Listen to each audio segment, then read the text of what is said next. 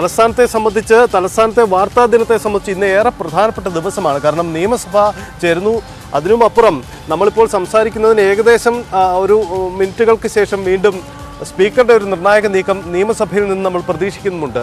എന്തായാലും നിയമസഭയിലെ അനുനയ നീക്കങ്ങൾ ഫലം കണ്ടില്ലെങ്കിൽ വീണ്ടും കടുത്ത സംഘർഷ രംഗങ്ങൾ, ഇന്നലെ ഉണ്ടായതിന് സമാനമായ രംഗങ്ങൾ ഇന്നും നിയമസഭയിൽ ഉണ്ടാവാൻ ഇടയില്ലേ? ഡാൻ, എന്താണ് സ്പീക്കറുടെ നീക്കങ്ങൾ? നിയമസഭയിൽ ഇന്ന് എന്തായിരിക്കും സംഭവിക്കുക?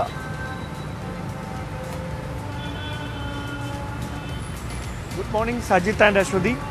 വളരെ നല്ലൊരു പ്രഭാതം നേരുന്നു. പക്ഷേ തലസ്ഥാനത്തെ സംബന്ധിച്ച് വാർത്തകൾക്ക് ഒട്ടും പഞ്ഞമില്ലാത്തൊരു ദിനം. ഒരുപക്ഷെ അസാധാരണമായ ചില സംഭവ വികാസങ്ങൾ നടന്നതിൻ്റെ ഒരു പശ്ചാത്തലത്തിലാണ് നിയമസഭ ഇന്ന് വീണ്ടും സമ്മേളിക്കാനിരിക്കുന്നത് എന്നതാണ് തലസ്ഥാനത്തെ സംബന്ധിച്ച് ഇന്ന് വാർത്തകളിൽ നിറയുന്ന ഒരു പ്രധാനപ്പെട്ട കാര്യം. നേരത്തെ സൂചിപ്പിച്ച പോലെ സമീപകാലത്തൊന്നും പ്രതിപക്ഷം, പ്രത്യേകിച്ച് UDF ഇത്തരത്തിലൊരു ശൈലി സ്വീകരിച്ച് നമ്മൾ ആരും കണ്ടിട്ടില്ല. അത്തരത്തിലെ അസാധാരണമായ കാഴ്ചകളാണ് ഇന്നലെ നിയമസഭയിൽ ഉണ്ടായത്. അതുകൊണ്ട് തന്നെയാണ് അത്തരത്തിൽ സഭ മുമ്പോട്ട് പോവുക എന്നത് വളരെ ദുഷ്കരമായ ഒരു ദൗത്യമായി മാറുന്നത് കൊണ്ട് തന്നെയാണ് സ്പീക്കർ AN ഷംസീർ രാവിലെ 8 മണിക്ക് അദ്ദേഹത്തിന്റെ ഓഫീസിൽ വെച്ച് ഭരണ പ്രതിപക്ഷ പോരിന് ഒരു അയവ് ഉണ്ടാക്കുന്നതിന് വേണ്ടി, സഭാ സമ്മേളനം സുഗമമായി നടത്തിക്കൊണ്ടു പോകുന്നതിന് വേണ്ടി കക്ഷി നേതാക്കളുമായിട്ട് കൂടിയാലോചന നടത്തുന്നതിനായിട്ട് യോഗം ചേരുന്നത്. ആ യോഗത്തിൽ എന്ത് നിലപാടായിരിക്കും പ്രതിപക്ഷം സ്വീകരിക്കുക എന്നതാണ് ഏറ്റവും നിർണായകമായിട്ടുള്ള കാര്യം. ഇന്നലെ ഉണ്ടായ സംഭവങ്ങളുടെ പശ്ചാത്തലത്തിൽ MLA-മാർക്കെതിരായിട്ടുള്ള നടപടി ഒരുപക്ഷെ ഒഴിവാക്കിയേക്കുമെന്ന സൂചനകളാണ് ലഭിക്കുന്നത്. പക്ഷേ 6 പ്രതിപക്ഷ MLA-മാർ അവർ വാച്ച് ആൻഡ് വാർഡിനെതിരെ നടപടി ആവശ്യപ്പെട്ടുകൊണ്ട് സ്പീക്കർക്കടക്കം കത്ത് നൽകിയിട്ടുണ്ട്. അതിന്മേലൊരു നടപടി കൃത്യമായി സ്പീക്കറുടെ ഭാഗത്ത് നിന്ന് ഉണ്ടാകുന്നില്ല എങ്കിൽ ഈ വിഷയം ഇന്ന് ശക്തമായ പ്രതിഷേധത്തിലേക്ക് കൊണ്ടുവന്ന് വീണ്ടും സഭ സ്തംഭിപ്പിക്കുന്ന തരത്തിൽ അത് അടിയന്തര പ്രമേയമായി അവതരിപ്പിക്കുന്നതിനുള്ള, അതിനുള്ള നോട്ടീസ് നൽകുന്നതിനുള്ള ശ്രമമാണ് പ്രതിപക്ഷത്തിന്റെ ഭാഗത്തു നിന്ന് ഉണ്ടായിക്കൊണ്ടിരിക്കുന്നത് എന്ന സൂചനയാണ് നമുക്ക് ലഭിക്കുന്നത്. എന്തായാലും 31-ാം തീയതി വരെയായിരുന്നു സഭാ കാലയളവ് നിശ്ചയിച്ചിരുന്നത്. അത് തന്നെയാണ് ഈ സഭാനാഥൻ നേരിടുന്ന ഏറ്റവും പ്രധാനപ്പെട്ട വെല്ലുവിളിയും. ആ ഒരു പശ്ചാത്തലത്തിൽ ഇങ്ങനെയൊരു സംഘർഷ സാഹചര്യങ്ങൾ അല്ലെങ്കിൽ ഒരു കയ്യേറ്റ ശ്രമങ്ങൾ സഭ സ്തംഭിപ്പിക്കുന്ന തരത്തിലുള്ള പ്രതിഷേധ ശൈലികൾ, ഇത് സഭ എങ്ങനെ തുടർന്നു കൊണ്ടുപോകാൻ കഴിയുമെന്ന വലിയൊരു ചോദ്യം മുമ്പോട്ട് വെക്കുകയാണ്. അതുകൊണ്ട് തന്നെ ഇന്നത്തെ യോഗം നിർണായകമാണ്. യോഗത്തിൽ തീരുമാനമാകുന്നില്ല എങ്കിൽ ഒരുപക്ഷെ സഭാ കാലയളവ് വെട്ടിച്ചുരുക്കുന്ന തരത്തിലേക്ക് വരെ കാര്യങ്ങൾ നീങ്ങാനുള്ള സാധ്യതയാണ് മുമ്പിലുള്ളത്. സജിത്ത്.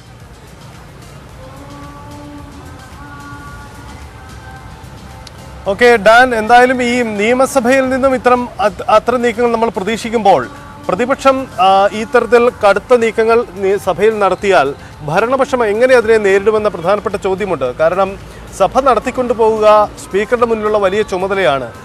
ഒപ്പം തന്നെ സർക്കാരുമായി ബന്ധപ്പെട്ട കാര്യങ്ങൾ, അതിൻ്റെ നടപടിക്രമങ്ങൾ സഭയിൽ നടക്കേണ്ടതുണ്ട്. അത് സർക്കാരിനും അക്കാര്യത്തിൽ ഉത്തരവാദിത്വവും അവരുടെ ആവശ്യം കൂടിയാണ്. സ്വാഭാവികമായും സഭയിൽ ഒരു അനുനയ നീക്കം നടത്താൻ ഭരണപക്ഷം ഏത്തരത്തിലുള്ള ഒരു അനുകൂല നിലപാടായിരിക്കും ഇക്കാര്യത്തിൽ സ്വീകരിക്കുക?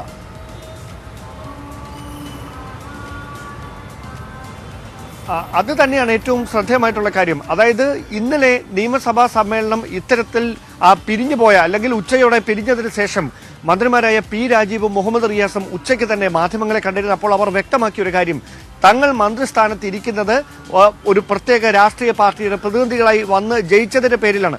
അതുകൊണ്ട് തന്നെ ആ ഒരു പ്രസ്ഥാനത്തിനെതിരായി ആര് ശബ്ദമുയർത്താലും പ്രതികരിക്കേണ്ടതും പ്രതിരോധിക്കേണ്ടതും തങ്ങളുടെ ഉത്തരവാദിത്തമാണ്. അത് ഇനിയും തുടരുക തന്നെ ചെയ്യും. അതിന് പ്രതിപക്ഷ നേതാവിന്റെ ഗുഡ് സർട്ടിഫിക്കറ്റ് തങ്ങൾക്ക് ആവശ്യമില്ല എന്നൊരു നിലപാടാണ് മന്ത്രിമാരെല്ലാം സ്വീകരിച്ചത്. അവർ മാധ്യമങ്ങളിലൂടെ പരസ്യമായി ആ ഒരു സമീപനം വിശദമാക്കുകയും ചെയ്തു.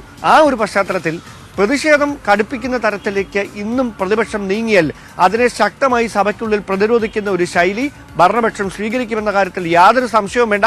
അത്തരത്തിൽ ഒരുപാടങ്ങ് വഴങ്ങിക്കൊടുക്കേണ്ട കാര്യമില്ല പ്രതിപക്ഷത്തിന് മുമ്പിൽ, VD സതീശന് മുമ്പിൽ അങ്ങനെ വഴങ്ങിക്കൊടുക്കേണ്ട കാര്യമില്ല എന്ന ഒരു പൊതു സമീപനം, പൊതു ശൈലിയിലേക്ക് ഭരണപക്ഷ MLA-മാർ നീങ്ങിയേക്കും. അതിനും അപ്പുറത്തേക്ക് മുഖ്യമന്ത്രി തന്നെ നേരിട്ട് മറ്റ് ഭരണകക്ഷി MLA-മാരോട് ഒരു സമീപനത്തിന്റെ ശൈലി മതി എന്നൊരു തീരുമാനം പറഞ്ഞാൽ മാത്രമേ അവരുടെ ഭാഗത്തുനിന്ന് അങ്ങനെ ഒരു ശൈലി പ്രതീക്ഷിക്കേണ്ടതുള്ളൂ. അല്ലാത്ത പക്ഷം ശക്തമായ പ്രതിഷേധത്തിന് തന്നെയായിരിക്കും. അല്ലെങ്കിൽ പാർട്ടിക്കെതിരായി, സർക്കാരിനെതിരായി ഉന്നയിക്കുന്ന ആക്ഷേപങ്ങൾക്ക് കൃത്യമായ പ്രതിരോധം തീർത്തുകൊണ്ട് അതിനെ നേരിടുന്ന ഒരു തന്ത്രം തന്നെയായിരിക്കും ഭരണപക്ഷ MLA-മാർ പയറ്റുക എന്ന സൂചനകൾ തന്നെയാണ് നമുക്ക് ലഭ്യമാകുന്നത്.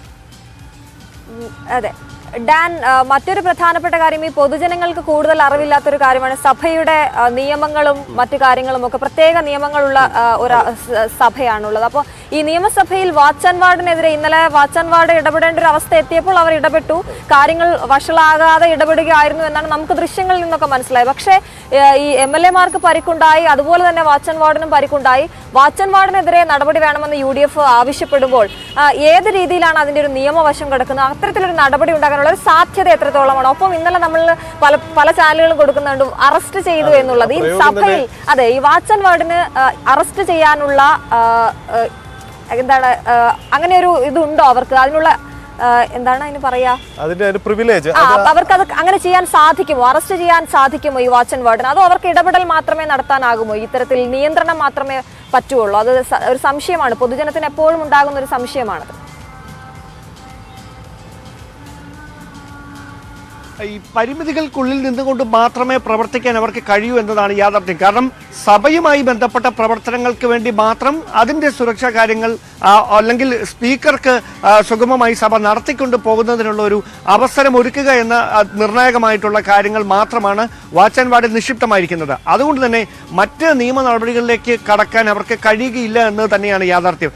സഭയ്ക്കകത്ത് ഈ ഇത്തരത്തിൽ ഈ സ്പീക്കറുടെ ഓഫീസ് സ്തംഭിപ്പിക്കുന്ന തരത്തിലേക്ക് അല്ലെങ്കിൽ സ്പീക്കറെയോ മന്ത്രിമാരെയോ കയ്യേറ്റം ചെയ്യാൻ ആരെങ്കിലും ശ്രമിച്ചാൽ അതിനെയൊക്കെ കൃത്യമായി പ്രതിരോധിക്കാൻ അവർക്ക് സുരക്ഷയൊരുക്കാനുള്ള കൃത്യമായ നിയമവശങ്ങൾ അത് അവരിൽ നിക്ഷിപ്തവുമാണ്. പക്ഷേ നമുക്കറിയാം കേരള നിയമസഭയുടെ ഒരു രാഷ്ട്രീയ സാഹചര്യം, അതുമായി ബന്ധപ്പെട്ട് നിലനിൽക്കുന്ന കാര്യങ്ങൾ. അതുകൊണ്ട് തന്നെ ഈ MLA-മാരുമായി ബന്ധപ്പെട്ട് ഇങ്ങനത്തെ സമരങ്ങൾ വരുമ്പോൾ ഈ വാച്ച് ആൻഡ് വാർഡ് ഒരു സംയമനത്തിന്റെ ശൈലിയായിരുന്നു പൊതുവെ സ്വീകരിക്കാറുള്ളത്. പക്ഷേ എന്നിട്ടും അത് ബലപ്രയോഗത്തിലേക്കും ഉന്തിലും തള്ളിലേക്കുമൊക്കെ ഒരു നീങ്ങുന്ന സാഹചര്യം ഉണ്ടായതാണ് ഇന്നലത്തെ സാഹചര്യങ്ങൾ ഇച്ചിരി കടുപ്പിക്കുന്ന ഒരു സാഹചര്യത്തിലേക്ക് നയിച്ചതും. അതുകൊണ്ട് തന്നെയാണ് ഇത്തരത്തിലൊരു പ്രതിഷേധ ശൈലി അല്ലെങ്കിൽ ഇരു കൂട്ടർക്കും MLA-മാർക്കും വാച്ച് ആൻഡ് വാർഡിനും പരിക്കേൽക്കുന്ന ഒരു സാഹചര്യം. ഞാൻ ഇന്നലെ ജനറൽ ആശുപത്രിയിൽ ഈ സംഭവങ്ങൾക്കൊക്കെ ശേഷം ഈ പരിക്കേറ്റ MLA-മാരെ മറ്റും സന്ദർശിക്കുന്നതിനെ ഞങ്ങളെല്ലാവരും പോയിരുന്നു, അവരെ കണ്ടിരുന്നു. അവർക്ക് സമീപത്തായി തന്നെയാണ് ഈ 6 പരിക്കേറ്റ വാച്ച് ആൻഡ് വാർഡും അവരുടെ ഉദ്യോഗസ്ഥരും എല്ലാവരും ചികിത്സ തേടിയിരുന്നത്. അപ്പോൾ രണ്ട് വശത്തും കൃത്യമായി പരിക്കേറ്റിട്ടുണ്ട്. അതുകൊണ്ട് തന്നെ ഏതെങ്കിലും ഒരു വിഭാഗത്തിനെതിരെ അല്ലെങ്കിൽ വാച്ച് ആൻഡ് വാർഡിനെതിരെ നടപടിയെടുക്കുന്ന ഒരു സാഹചര്യം ഉണ്ടായാൽ അത് ഉദ്യോഗസ്ഥർക്കിടയിൽ കടുത്ത അതൃപ്തിക്കും അമർഷത്തിനുമൊക്കെ വഴിവെക്കും. കാരണം തങ്ങൾ സംയമനത്തോടെ മാത്രമാണ് ഈ പ്രതിപക്ഷത്തിന്റെ സമരശൈലികളെ നേരിട്ടത് എന്നൊരു നിലപാടിൽ തന്നെയാണ് അവർ ഉറച്ചു നിൽക്കുന്നത്. അതുകൊണ്ട് തന്നെ സ്പീക്കർ ഇക്കാര്യത്തിൽ എടുക്കുന്ന ഒരു തന്മയത്വത്തോടെയുള്ള നിലപാട്, നയപരമായ സമീപനം, ആർക്കെതിരെയും നടപടി ആവശ്യമില്ല, ഒരു താക്കീത് നൽകുക എന്നൊരു ശൈലിയായിരിക്കും. അതിനപ്പുറത്തേക്ക് പ്രതിപക്ഷം അത് പാടില്ല, വാച്ച് ആൻഡ് വാർഡിനെതിരെ നടപടി എടുത്തേ കഴിയൂ എന്നൊരു നിലപാടിൽ ഉറച്ചു നിന്നാൽ സ്പീക്കർ അയൻ ഷംസീർ എന്ത് തരത്തിലുള്ള നിലപാടാകും സ്വീകരിക്കുക എന്നതാണ് ഏറ്റവും നിർണായകം. അതുകൊണ്ട് തന്നെയാണ് ഞാൻ ആദ്യം സൂചിപ്പിച്ചത്, ഏതെങ്കിലും തരത്തിലുള്ള നടപടി എടുക്കാത്ത പക്ഷം പ്രതിപക്ഷം അതിനെ ഒരു ആയുധമാക്കിക്കൊണ്ട് ഇന്ന് ഒരുപക്ഷെ അടിയന്തര പ്രമേയത്തിനുള്ള നോട്ടീസായി വരെ ആ വിഷയം ഉന്നയിക്കാനുള്ള സാഹചര്യമാണ് മുമ്പിലുള്ളത്. സൈറ്റ്.